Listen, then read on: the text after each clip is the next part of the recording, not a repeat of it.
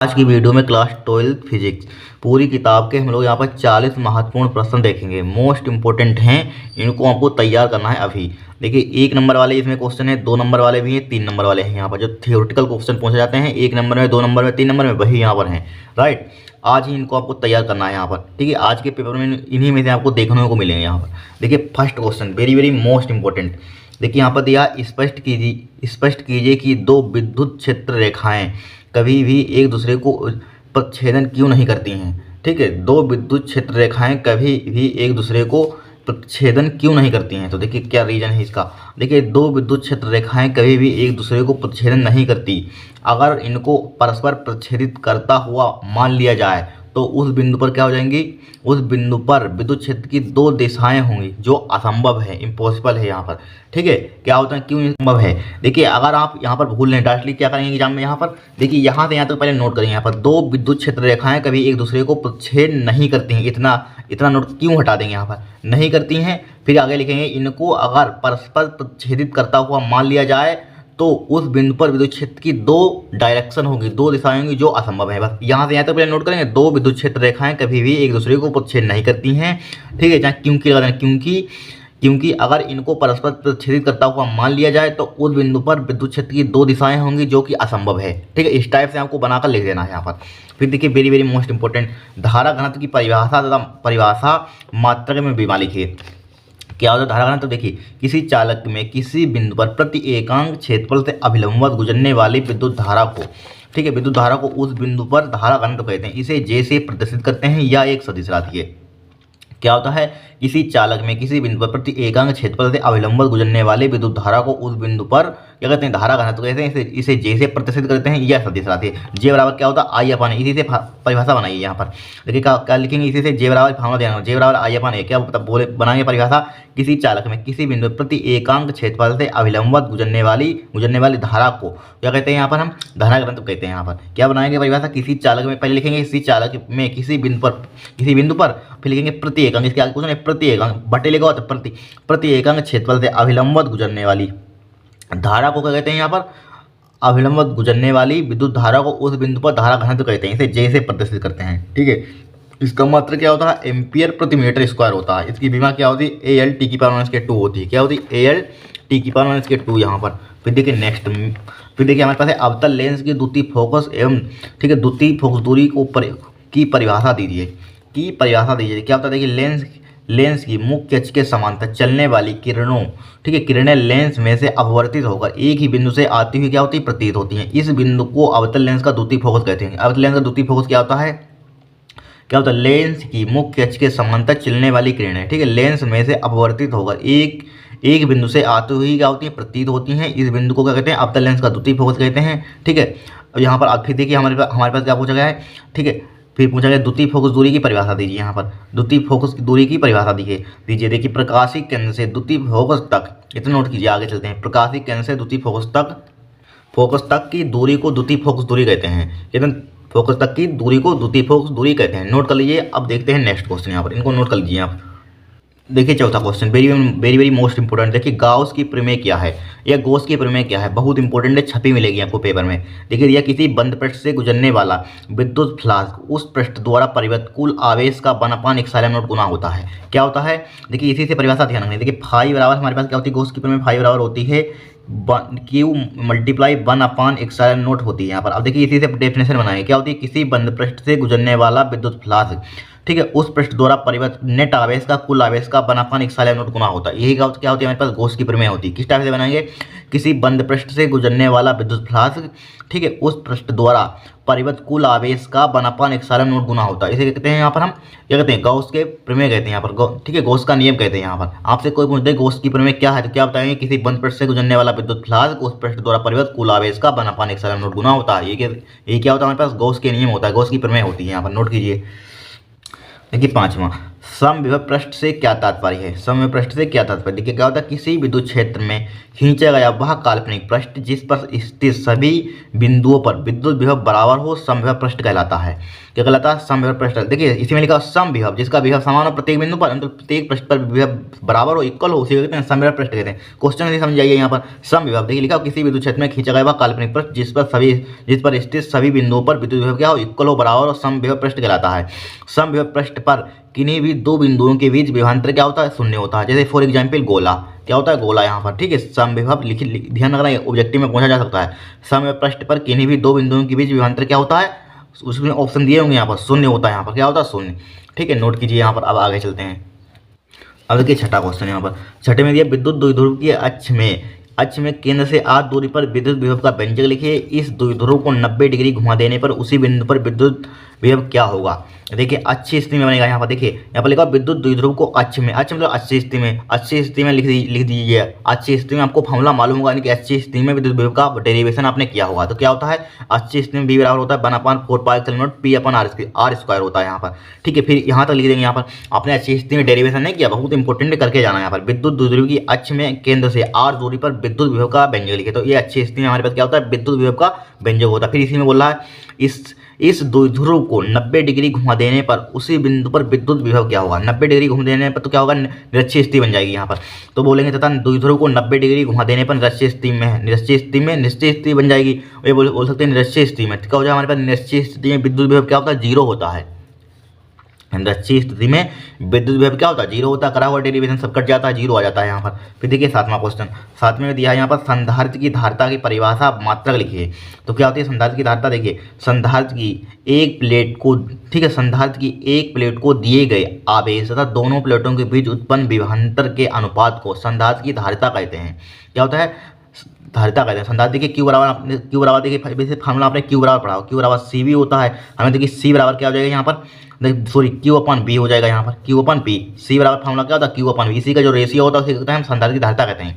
ये क्या होता है? देखिए संधारित्र की एक प्लेट को दिए गए आवेश, ठीक है, तथा दोनों प्लेटों के बीच विभवांतर के अनुपात, दोनों का अनुपात होता है, उसे कहते हैं यहाँ पर संधारित्र की धारिता कहते हैं। इसी से परिभाषा बनाएंगे। सी बराबर क्या होता है? Q/V होता है, धारिता होती है। क्या बनाएंगे? संधारित्र की एक प्लेट को दिए गए आवेश तथा दोनों प्लेटों के बीच विभवांतर का रेशियो अनुपात को क्या कहते हैं? यहाँ पर संधारित्र की धारिता कहते हैं। इसका मात्रक क्या होता है? फेरेड होता है, या फेरेड एक दूसरा मात्रक भी होता है यहाँ पर।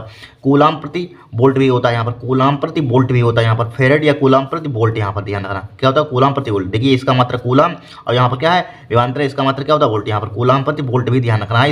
इसका आपको कूलाम प्रति वोल्ट भी इसका मात्रक होता है यहाँ पर, ठीक है। बहुत इंपॉर्टेंट है, डेफिनेशन फंसेंगे जरूर यहाँ पर, इनको तैयार करके जाना है आपको।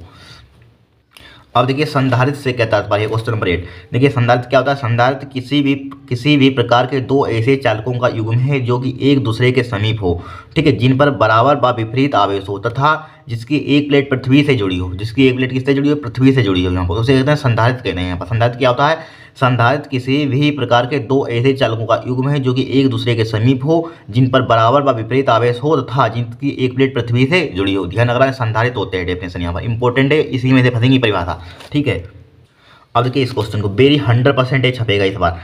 ये क्वेश्चन रिपीट होगा इस बार, बहुत इंपॉर्टेंट है यहाँ पर। एक एम्पियर की परिभाषा दीजिए यहाँ पर। तो क्या होती है एक एम्पियर की परिभाषा? एक एम्पियर वह विद्युत धारा है जो कि निर्वात में परस्पर 1 मीटर की दूरी पर स्थित, ठीक है, दो सीधे लंबे व समांतर चालक तारों में प्रवाहित होने पर प्रत्येक तार की प्रति मीटर लंबाई पर 2 × 10⁻⁻⁷ के साथ न्यूटन का बल उत्पन्न करती है, ठीक है। इंपॉर्टेंट क्या होती है? एक एम्पियर वह विद्युत धारा है जो कि निर्वात यहाँ पर वायु लिख सकते हैं, जो कि वायु में परस्पर 1 मीटर दूरी पर स्थित दो सीधे लंबे व समांतर चालक तारों में प्रवाहित होने पर प्रत्येक तार की प्रति लंबाई पर, ठीक है, प्रत्येक तार की प्रति लंबाई पर 2 × 10⁻⁻⁷ के साथ न्यूटन का बल उत्पन्न करती है। ये क्या होती है? एक एम्पियर की परिभाषा होती है। एक एम्पियर की परिभाषा क्या होती है? एक एम्पियर वह विद्युत धारा है जो कि वायु में परस्पर 1 मीटर दूरी पर स्थित दो सीधे लंबे समांतर चालक तारों में प्रवाहित होने पर प्रत्येक तार की प्रति मीटर लंबाई पर 2 × 10⁻⁻⁷ के साथ न्यूटन का बल उत्पन्न करती है। ये क्या होती है? हमारे पास एक एम्पियर की परिभाषा होती है यहाँ पर, ठीक है। अब देखिए 10वां क्वेश्चन। 10वां क्वेश्चन है यहाँ पर चुंबकीय प्रवृत्ति को परिभाषित कीजिए। चुंबकीय प्रवृत्ति को क्या कीजिए, परिभाषित कीजिए। क्या होता है, चुंबकन क्षेत्र में रखे गए पदार्थ के चुंबकन की तीव्रता I तथा उसे कंपन करने वाले चुंबकन क्षेत्र की तीव्रता H के अनुपात को उस पदार्थ की चुंबकीय प्रवृत्ति कहते हैं। ठीक है, इसे काई से प्रदर्शित करते हैं। क्या होती है हमारे पास चुंबकीय प्रवृत्ति, चुंबकन क्षेत्र में रखे गए पदार्थ के चुंबकीय क्षेत्र की तीव्रता I तथा उससे उत्पन्न करने वाले चुंबकन क्षेत्र की तीव्रता H के अनुपात को उस पदार्थ की चुंबकीय प्रवृत्ति कहते हैं। इसे काई से प्रदर्शित करते हैं। काई बराबर क्या होता है, I/H होता है।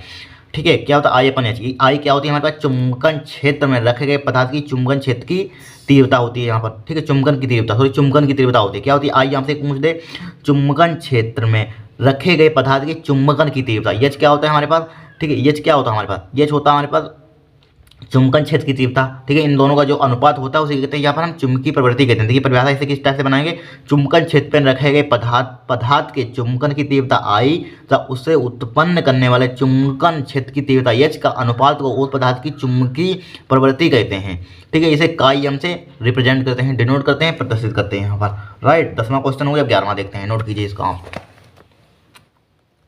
देखिए 100% लिखिए, इस पर 100% छपेगा यहाँ पर इस बार। ठीक है, 100% यहाँ पर। मुक्त इलेक्ट्रॉनों के अनुगमन वेग अथवा अपवाह वेग से क्या तात्पर्य है। देखिए इलेक्ट्रॉनों को प्राप्त वह सूक्ष्म नियत वेग जो इलेक्ट्रॉनों को तार की लंबाई के अनुदिश उच्च विभव वाले श्रेय की और गति के लिए प्रेरित करता है, अनुगमन वेग कहलाता है। ठीक है, इसे BD से रिप्रेजेंट करते हैं, बोल सकते हैं। यहाँ पर क्या होता है, इलेक्ट्रॉन को प्राप्त वह सूक्ष्म नियत वेग जो इलेक्ट्रॉनों को तार की लंबाई के अनुदिश उच्च विभव वाले श्रेय की ओर गति के लिए प्रेरित करता है, अनुगमन वेग कहलाता है।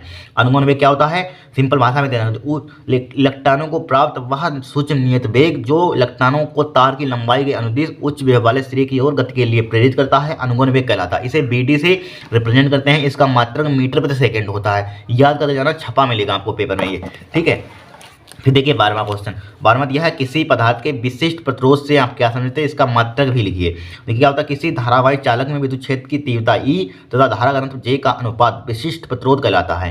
क्या होता है, किसी धारावाही चालक में विद्युत क्षेत्र की तीव्रता E तथा धारा घनत्व J का अनुपात विशिष्ट प्रतिरोध कहलाता है। इसे रो से प्रदर्शित करते हैं। रो बराबर होता है E/G।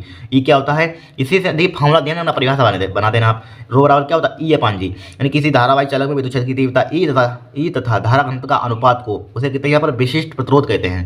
क्या कहते हैं, विशिष्ट प्रतिरोध कहते हैं। विशिष्ट प्रतिरोध कहते हैं। इसका मात्रक क्या होता है हमारे पास, ओम मीटर या ओम सेंटीमीटर। इसकी विमा क्या होती है, EM/L³ T⁻3 A⁻2। ठीक है, EM/L³ T⁻3 ठीक है, A⁻2 होता है। ये क्या होती है हमारे पास, बीमा होती है। इसके ठीक है, इसको पढ़कर जाना इंपॉर्टेंट है। एक से एक टॉप पूरी किताब की परिभाषाएं इन्हीं में से छपेंगी जो हर साल रिपीट होती हैं। ठीक है, इन्हीं में से देखने को मिलेगा आपके एग्जाम में, देख लेना। अब देखिए नेक्स्ट क्वेश्चन देखते हैं। अब देखिए 13वां क्वेश्चन।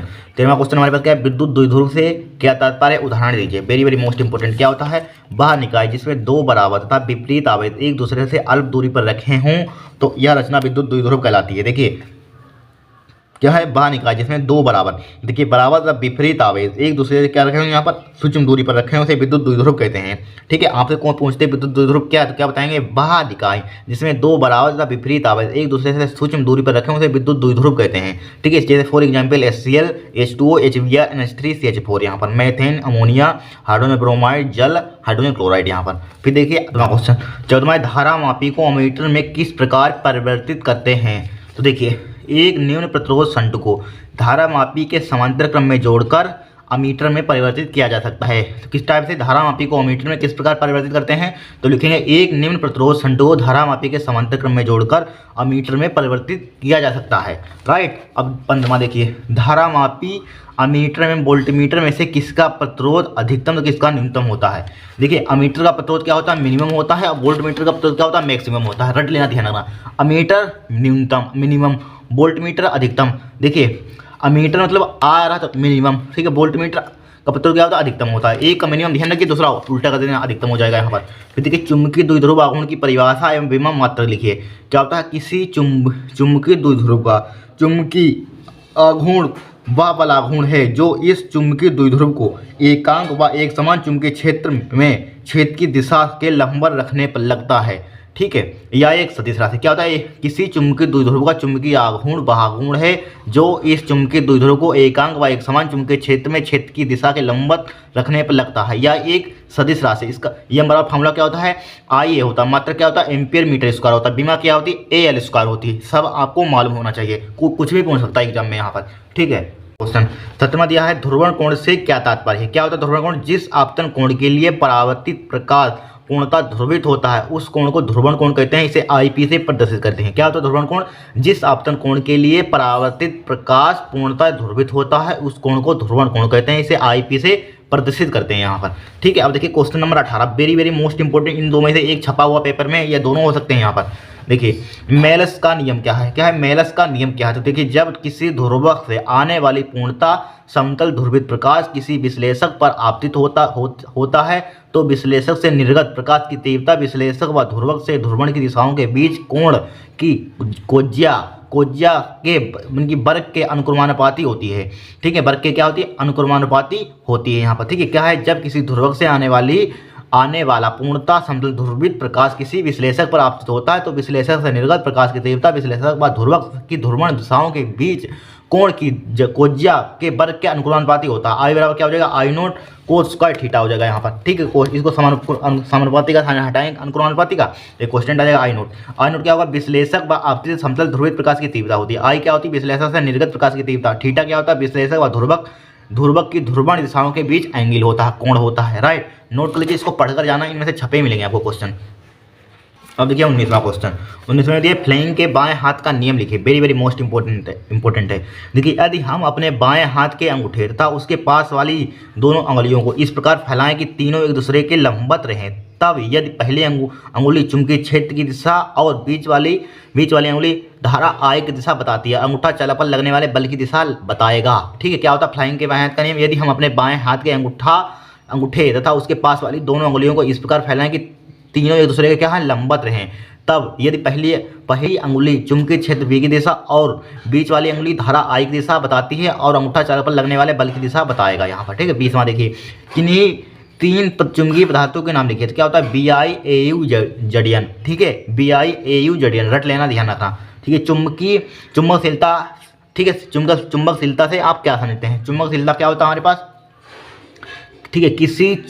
किसी चुंबकन क्षेत्र में रखे गए पदार्थ में उत्पन्न चुंबकीय प्रेरण V तथा चुंबकीय प्रेरण किसे रिप्रेजेंट करते हैं, B, तथा चुंबकन क्षेत्र की तीव्रता H के अनुपात को उस माध्यम की चुंबकशीलता कहते हैं। क्या होता है, म्यू बराबर B/H। B क्या होता है, किसी चुंबकन क्षेत्र में रखे गए पदार्थ में उत्पन्न चुंबकीय प्रेरण तथा चुंबकन क्षेत्र की तीव्रता का जो अनुपात होता है उसे कहते हैं चुंबकशीलता कहते हैं। क्या कहते हैं, चुंबकशीलता कहते हैं, ठीक है। पढ़ लेना, यहाँ पर इंपॉर्टेंट है।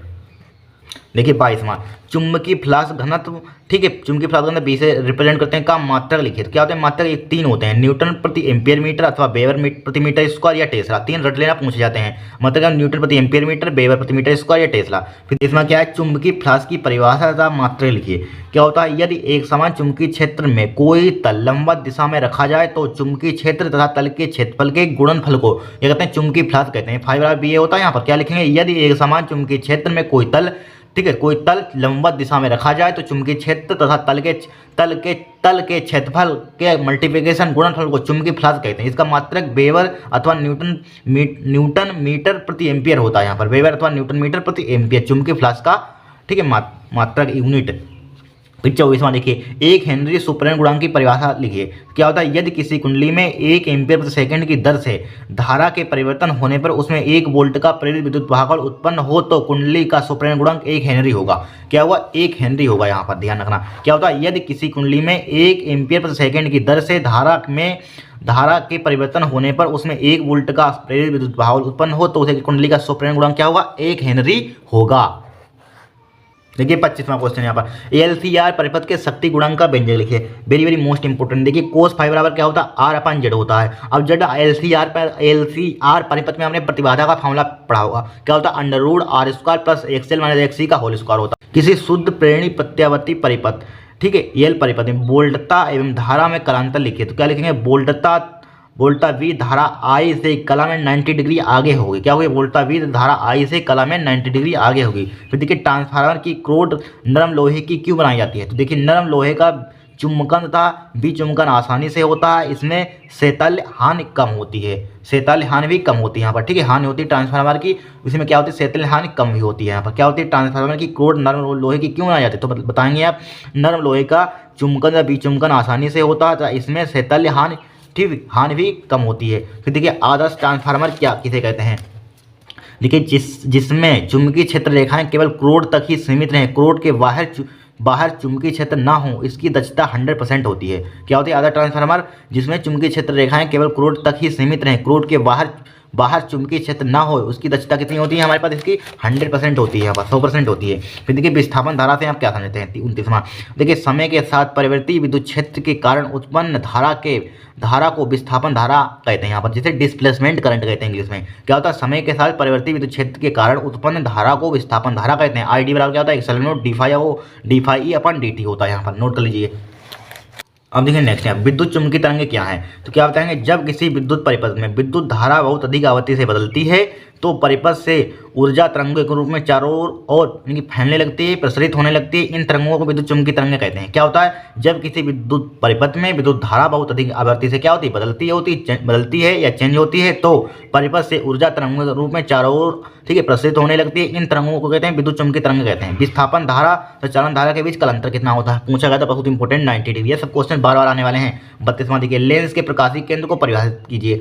क्या होता है, जब लेंस पर आपतित कोई प्रकाश किरण समांतर दिशा में निर्भर होती है तो लेंस के भीतर प्रकाश किरण का मार्ग मुख्य अक्ष को जिस बिंदु पर काटता है अथवा काटता हुआ प्रतीत होता है वह लेंस का प्रकाशिक केंद्र कहलाता है। क्या कहलाता है, वह लेंस का प्रकाशिक केंद्र कहलाता है। पढ़ लेना। फिर देखिए तरंगाग्र किसे कहते हैं। क्या होता है, किसी माध्यम में किसी क्षण खींचा गया ऐसा काल्पनिक पृष्ठ जिसमें स्थित सभी कण कंपन की समान कला में हो, तरंगाग्र कहलाता है। तरंगाग्र समतल गोलीय अथवा बेलनाकार होता है। क्या होता है, तरंगाग्र किसी माध्यम में, ठीक है, किसी क्षण खींचा गया काल्पनिक पृष्ठ जिसमें स्थित सभी कण कंपन की समान कला में हो, तरंगाग्र वेव फ्रंट कहलाता है।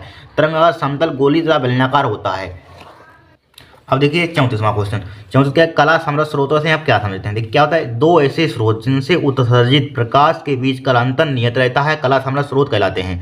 ठीक, क्या होता है, ऐसे दो स्रोत, जैसे इंग्लिश में कोहेरेंट सोर्सेज, ऐसे दो ऐसे स्रोत जिनसे उत्सर्जित प्रकाश के बीच कालांतर नियत रहता है कला समृद्ध स्रोत कहलाते हैं। कला समृद्ध स्रोत एक ही मूल स्रोत से प्राप्त किए जा सकते हैं। ठीक है, 35वां देखिए, परमाणु द्रव्यमान की मात्रक की परिभाषा दीजिए, इसका मान किलोग्राम तथा मेगा इलेक्ट्रॉन वोल्ट में व्यक्त कीजिए। तो देखिए क्या होता है, कार्बन परमाणु 6c12 के द्रव्यमान के 12वें भाग को परमाणु द्रव्यमान मात्रक कहते हैं। क्या होता है, कार्बन परमाणु 6c12 के कार्बन परमाणु होता है, इसमें क्या होता है, इसका परमाणु क्रमांक 6 होता है, परमाणु द्रव्यमान कितनी होती है, 12 होता है यहाँ पर। तो के द्रव्यमान के 12वें भाग को परमाणु द्रव्यमान का मात्रक AMU कहते हैं। AMU क्या होता है, 1.67 × 10⁻27 किलो होता है यहाँ पर। एक MU में इसके मेगावाट में इसको कन्वर्ट करते हैं, क्या होता है, 931.5 मेगा इलेक्ट्रॉन वोल्ट होता है यहाँ पर। एक MU क्या होता है, 931 मेगा इलेक्ट्रॉन वोल्ट होता है यहाँ पर। 931 पॉइंट चाहे 5 हटा दीजिए, कोई दिक्कत नहीं होती है। ठीक है, तो फिर देखिए 36 पी टाइप अचालक से क्या तात्पर्य, इसमें आवेश भाग क्यों होते हैं। देखिए पी टाइप अचालक वह है जो शुद्ध जर्मेनियम अचालक में संयुक्ता 3 वाला अपद्रव्य एल्यूमिनियम, ठीक है, अपमिश्रित करके बनाया जाता है। पी टाइप अचालक में क्या होता है, देखिए एन टाइप ध्यान रखना, पी टाइप अचालक वह है जो शुद्ध जर्मेनियम अचालक में संयुक्ता 3 वाला अपद्रव्य एल्यूमिनियम अपमिश्रित करके बनाया जाता है। पी टाइप अचालक में बहुसंख्यक आवेश कोटर होते हैं। पी टाइप क्या होते हैं, पी टाइप अचालक में बहुसंख्यक आवेश क्या होते हैं, कोटर होते हैं, तथा अल्पसंख्यक वाहक क्या होते हैं, इलेक्ट्रॉन होते हैं। बहुसंख्यक ध्यान रखना, ऑब्जेक्टिव में बहुत मुझे बहुसंख्यक वाहक क्या होते हैं, कोटर होते हैं। अल्पसंख्यक आवेश वाहक क्या होते हैं, हमारे पास इलेक्ट्रॉन होते हैं। क्या होते हैं, इलेक्ट्रॉन होते हैं। फिर देखिए नेक्स्ट यहाँ पर पीएन संधि डायोड में अपक्षय परत का अर्थ समझाइए। क्या होता है, देखिए पीएन संधि के दोनों ओर की उस परत को जिसमें चालनशील आवेश वाहक नहीं रहते हैं अपक्षय परत कहते हैं। क्या होते हैं, पीएन संधि के दोनों ओर की उस परत को जिसमें चालनशील आवेश वाहक नहीं रहते हैं अपक्षय परत कहते हैं यहाँ पर। ठीक है, 39वां देखिए, पीएन संधि डायोड में विभव प्राचीर से क्या तात्पर्य। क्या होता है, पीएन संधि के दोनों ओर बनी अपक्षय परत के सिरों के बीच, ठीक है, सिरों के बीच उत्पन्न विभवांतर को विभव प्राचीर कहते हैं। यहाँ पर क्या होता है, पीएन संधि के दोनों ओर बनी अपक्षय परत के सिरों के बीच उत्पन्न विभवांतर को कहते हैं विभव प्राचीर कहते हैं। इसका मान 0.1 से 0.5 वोल्ट तक होता है तथा इसका मान पीएन संधि के ताप पर निर्भर करता है। ठीक है, 39वां देखिए, पीएन संधि के डायोड के अपक्षय परत तथा विभव प्राचीर पर अग्रवाइस तथा पश्च दिशिक वाइस का क्या प्रभाव पड़ता है यहाँ पर, यानी कि फॉरवर्ड वाइस रिवर्स वाइस। देखिए अग्र दिशिक वाइस में अपक्षय परत की चौड़ाई घटती है, घटती जाती है तथा विभव प्राचीर क्या होता है, घटता जाता है। क्या होता है, अर्धदृशिक 22 में अपक्षय प्रत की चौड़ाई घट जाती है तथा विभव प्राचीर घट जाता है, कुछ भी लिख देना। फिर देखिए सेकंड, पश्चदृशिक 22 में अपक्षय प्रत की चौड़ाई बढ़ जाती है तथा विभव प्राचीर बढ़ जाता है। पश्चदृशिक में क्या होता है, 22 में अपक्षय प्रत की चौड़ाई बढ़ जाती है तथा विभव प्राचीर क्या हो जाता है, बढ़ जाता है। यहाँ पर मोस्ट इंपॉर्टेंट है, इनको तैयार कर लेना है। 39 है यहाँ पर, एक नहीं है यहाँ पर, कोई दिक्कत नहीं। ठीक है, इनको रटना है, इन्हीं में से आपके छपेंगे पेपर में। ठीक है, अगर आपको वीडियो पसंद आई हो तो चैनल को सब्सक्राइब करना, वीडियो को लाइक करना।